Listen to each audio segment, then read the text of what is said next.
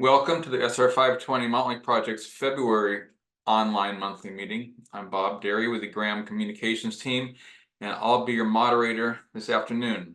Also in the virtual room, we have our presenter, Cheryl Webster, who's the communications coordinator with Graham. We also have Robin Boyd, the SR 520 engineering manager. Now I'll pass you over to Cheryl for our SR 520 Montlake Project presentation. Cheryl? Thanks, Bob. So like Bob mentioned, we're going to talk about current and upcoming work, how to stay informed with the project and what we're doing, as well as answer comments and questions. So please fill those out in the box as we go through, and I will address those at the end of the presentation. So the Montlake Project is made up of a few different components. The first and complete section of the project is the eastbound bridge, which is now open to the public. We do have a section of it reduced in width, but that is largely open now. Then we have the Montlake lid structure, which has been the primary site for many of the residents in the neighborhood. That includes the HOV and bus lanes, as well as the on and off ramps. And then we also have the bicycle and pedestrian bridge that connects the paths on the north and south side of 520. So to go into a little more detail about these components, I will start with the pedestrian and land bridge. So in the left-hand picture, you can see a rendering of what that bridge will look like if you were to travel on 520. So it will be a nice landscaped pedestrian and bicycle overpass, if you will, go across north to south and connect both of those neighborhoods and paths from the Arboretum, Lake Washington area up into the old, what we call Mohai area on the north side of 520. So that currently looks like what we have in the right-hand picture. You can see that it is starting to get some white blocks placed on there. That's the landscaping blocks that are going to start to go into place, similar to what we did on the lid, if anyone was following along with that. We'll be raising the elevation of either side of the pathway, which runs down the center. You can kind of see three stripes happening on that bridge right now. Either side is landscaping, which will have a lot of vegetation planted as well. And then the path down the middle, going to a lookout at the north side.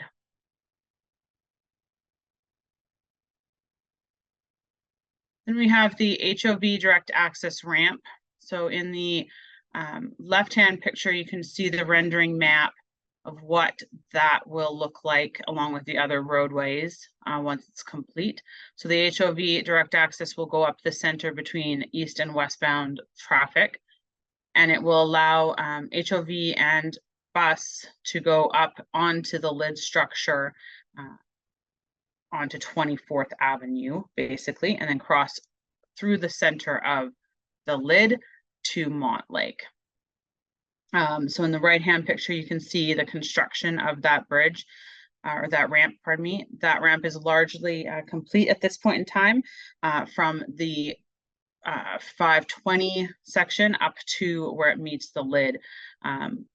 That obviously requires connections to be put in place. So that ramp will open up once the direct access ramp section down the middle of the lid is complete, which would join that to Montlake.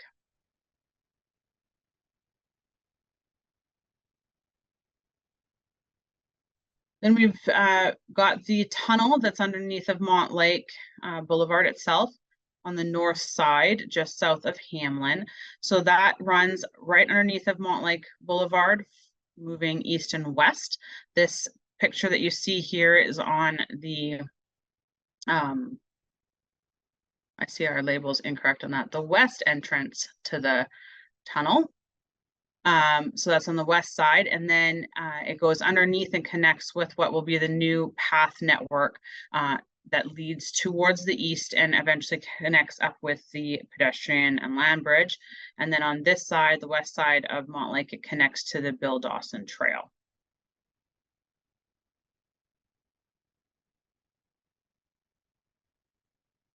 So that brings me to the lid itself.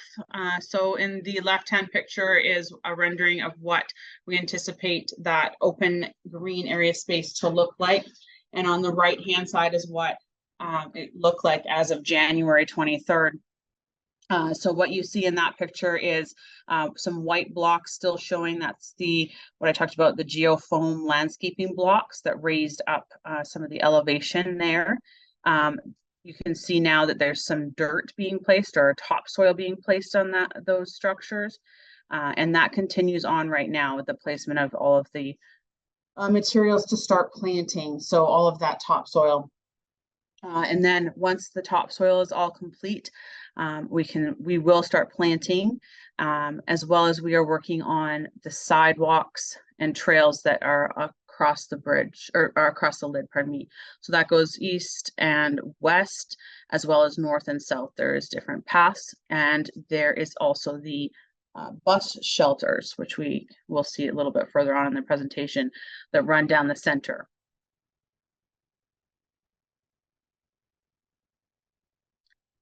So both the pedestrian land bridge and the lid will start to take shape with these various components. So I'm just going to run through what they will all look like.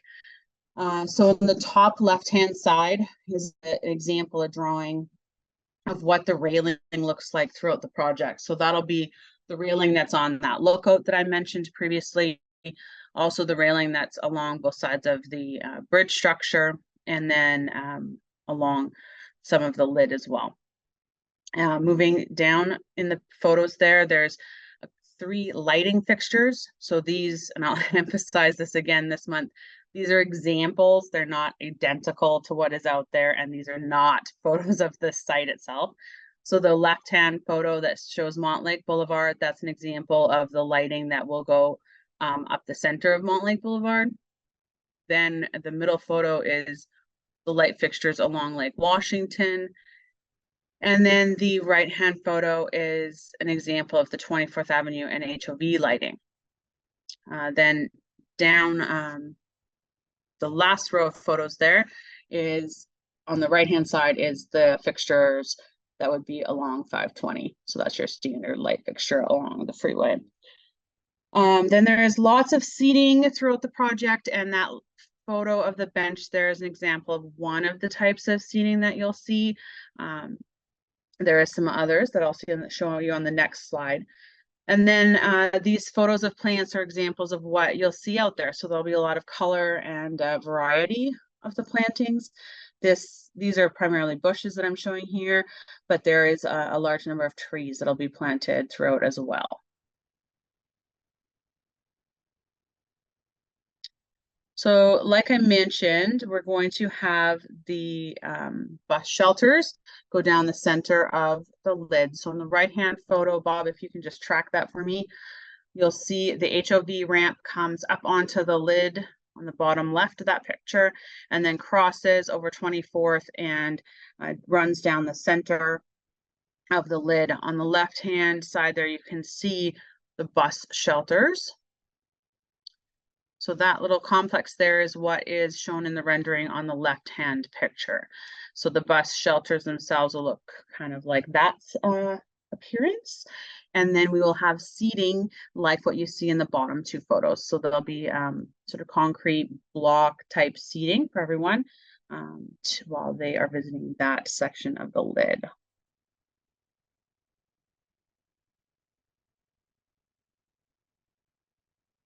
So there's a lot going on the lid itself, as you can imagine, and I'm just going to walk through what the lid consists of from north to south. So on the top right-hand photo, there's a red arrow. That red arrow is the line that I'm going to walk on, which is displayed on the bottom photo. So starting from the left of the photo, or the north side of the project. We start with a section of landscaping, trees directly behind or directly along the Hamlin Alley area. And then we hit the pathway configuration. So there's a path on the top section, which is the path to Montlake. So this path does split off. as it moves towards the west. So at this point in the image, the north or the top section of the path where Bob's cursor is the part that extends up to Montlake. And then there's a drop in elevation to the part where the path goes underneath the tunnel to the Bill Dawson Trail. So that's where the second set of pathway is there. And then we start to gain up some elevation where you see more trees, and we hit the westbound off ramp. So you can see that section with the cars there. That's where the ramp comes underneath of 24th and goes up onto Montlake. That's the newly opened ramp. And then moving further south, we get the North Montlake Plaza is what they're calling it. So that's another pathway or sidewalk along with a strip of planting before you hit the transit and HOV direct access lanes. So that is roughly down the center of the lid, a little bit to the north. So that section is shown there with the buses, and you can see the little canopy of the South Montlake Plaza. So that middle section is the plaza, where the seating that I just previously described in the last slide will be, and those bus shelters.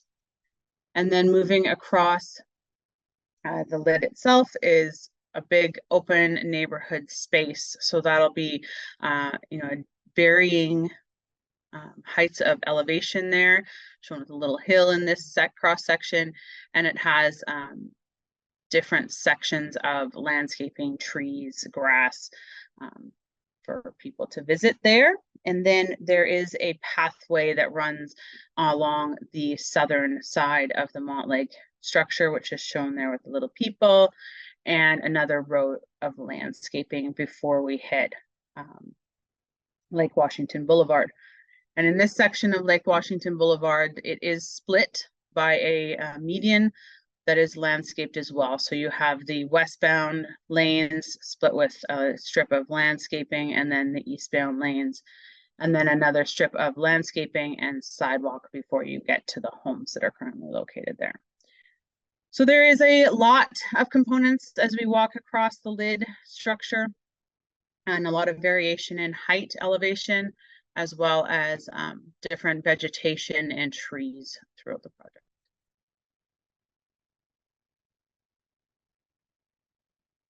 So new to the presentation and something that's exciting, has been around for a long time, is the Arboretum ramp. So many of you have been with us from the beginning when we first started taking down the Arboretum ramp that was over top of the water.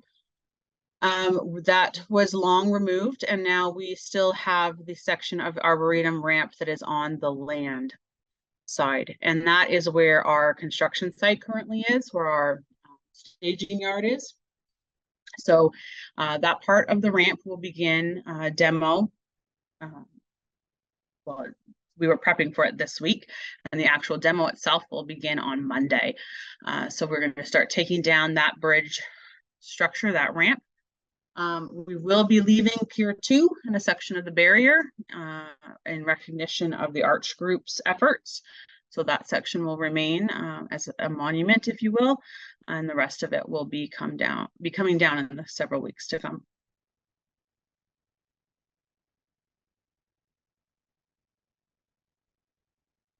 So the next upcoming closure is planned for February 23rd to 26th.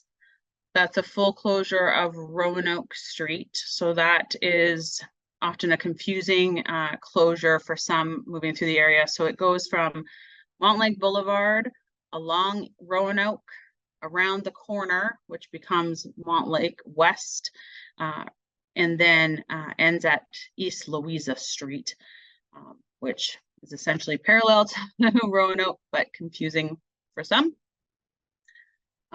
So that little change in road, but we're calling it out as a Roanoke closure. And then the SR 520 will be closed in both directions. That will be including all of the ramps as well. And that closure is to start doing testing of the lighting and fire suppression and systems below the lid. So that is pre-testing. So we will start that as well that weekend. You can expect that to be closed. The path, though shown in dotted green, it will be open during that time.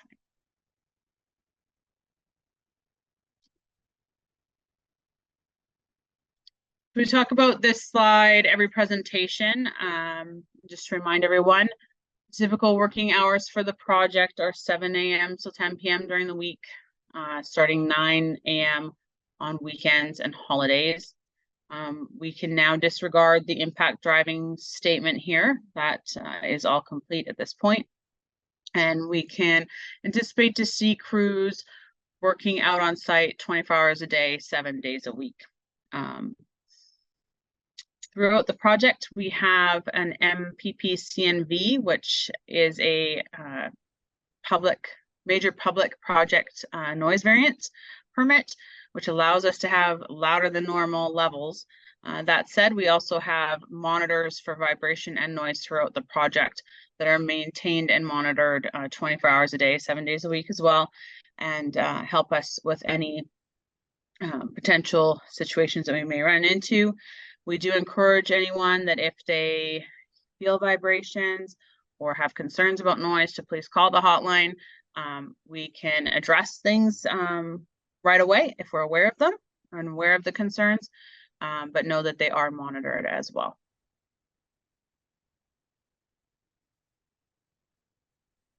Well, thank you, Cheryl. In a few moments, we'll get to the Q&A. So I wanted to take a moment to remind you to send your questions our way. If you can't see the Q&A box, try tapping your screen or moving your mouse and it'll appear again. When submitting your questions, please send them individually and try to keep them to a sentence or two in length.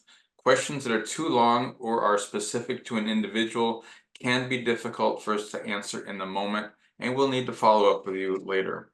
And remember, please do not use the chat button. We may not see your question if you submit it that way.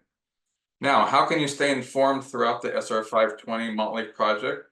Well, there are a number of ways to engage with us, and these are on the screen. You have the 24-hour hotline, the 206-775-8885. You can email us with your questions. The email address is on the screen. Visit the Montlake Project website. Lots of information there. You can also visit the construction corner to learn more about upcoming construction closures. So we have an example of that on the right-hand side, what the map looks like.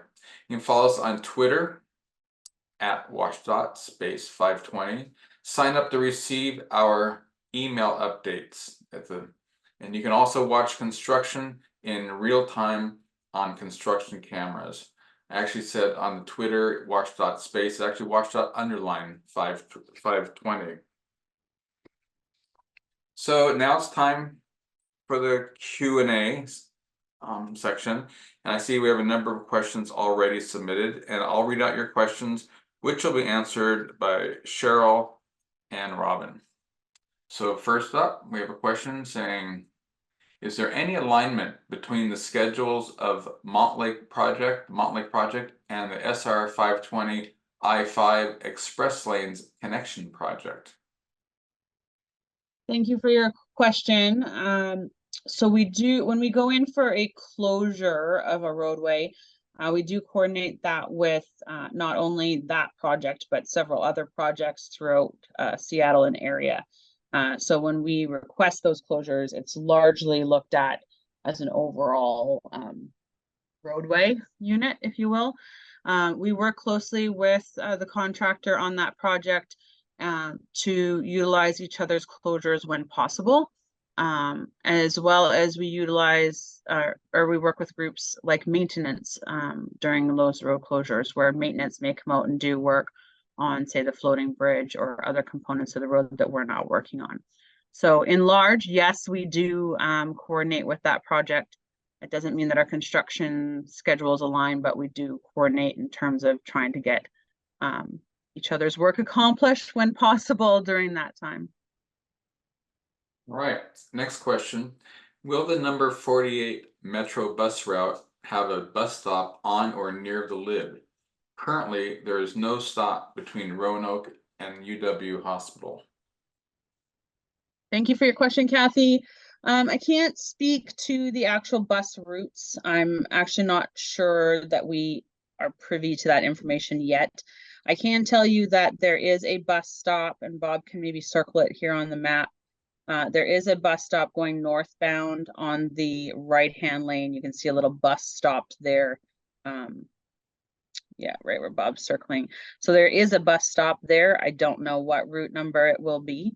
And then, of course, all of the buses that are along the shelter there will be utilizing that area as well. Again, I'm not familiar, and I'm not sure that that has been completely determined on what routes those will be at this point. Okay, next question. Will the crosswalk at Lake Washington Boulevard, maybe crosswalks at Lake Washington Boulevard and Roanoke have a flashing crossing sign? So here's Roanoke. And Lake Washington, though, I think that you're talking about the crossing that is down by our construction yard at the bottom on the other side of the photo, Bob, is I think where she's talking. And Oh, down at this one here. I might defer to Robin on here. Robin, do you know if that Yes. crossing ends up, does it? Yeah, it'll get a permanent flashing crossing at that location. Okay. So that's basically where right now we have a temporary crosswalk for our construction crews to walk across there because it's fenced off for our construction. But Robin has confirmed there will be a flashing light. Yeah, Alright. it'll tie into the Arboretum trail is over there. So that'll allow people to actually cross at that location. It's also will become the bike route kind of down Roanoke. So it was safer in conjunction with working with SDOT to put in a flashing beacon there. Okay. Next, the final opening dates of many components of the project is now April, May.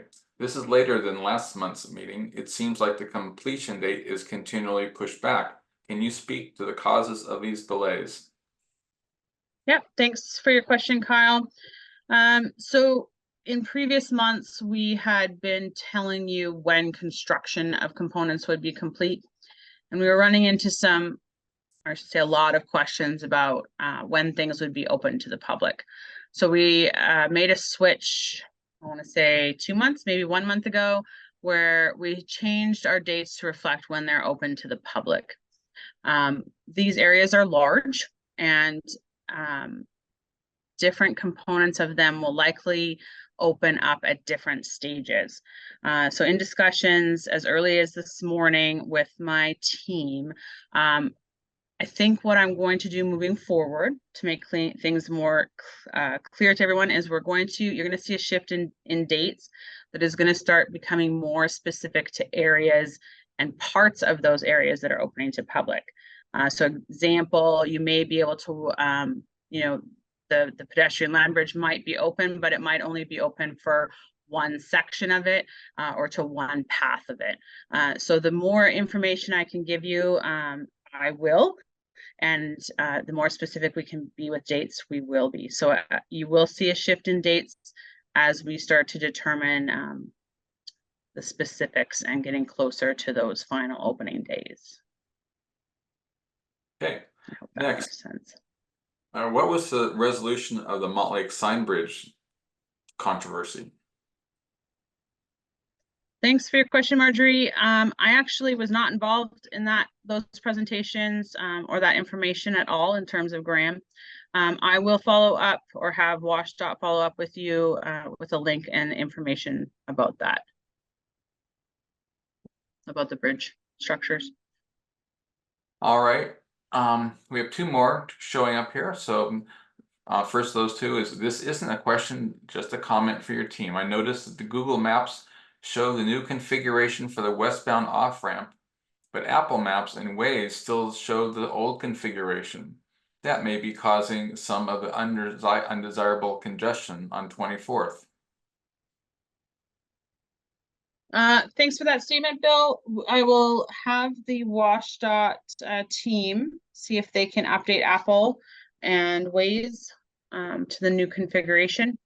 I know they did get that updated on Google, so hopefully that is the case soon. Okay, well, here's the final question that we have listed at this time. Are there any updates on the status of the hop-in market corner? So the market, I can talk a little bit about what's going to be, you're going to see over at the market in the coming months. Right now we've completed the last of the demo that was outstanding there. And we've started clearing out a large amount of our materials. We are going to be grading that space and putting down gravel. And we will be utilizing that as a construction parking location, largely because we're demoing the Arboretum bridge in the yard. So we need to make space here for that as well. So crews will be parking out there. In addition to that, we will be working on, and maybe Bob, you can circle that corner of the market there. So we'll be working on completing the facilities on that corner of Montlake as well as the north tip. So that requires some utilities work along Montlake there, some paving and electrical as well. So crews will be active completing those sections. Once the project is completely over, currently we can anticipate that space where we will be parking will eventually be paved and fenced off, and then that property will go to auction for the public to purchase, I believe. So hopefully that gives you a little bit of an update of what's going to be happening over there in the coming months. Okay, we have a late breaking question here. When do you anticipate landscaping the new planting strip on East Lake Washington Boulevard? So crews are working at putting on the topsoil along the north side of Lake Washington right now, and they'll start putting more topsoil along that whole stretch. And then I foresee that you'll start seeing planting starting to occur in the next month or so. They're just wrapping up the last of the irrigation system as well. So despite that we're getting rain right now, that also needs to be complete. So should see some plants and greenery happening in the coming couple months. Okay, well, thank you for calling in and participating in our online monthly meeting. If we didn't answer your question today, we have one of those. We will follow up with you soon. Tomorrow, you will receive a follow-up email with our 24-hour hotline number and our email address in case you were unable to note them throughout the presentation. Cheryl, do you have anything else you'd like to add before we sign off? I don't. Thank you, Bob. Okay, well, we appreciate you joining us this afternoon, and I hope you have a great rest of your day.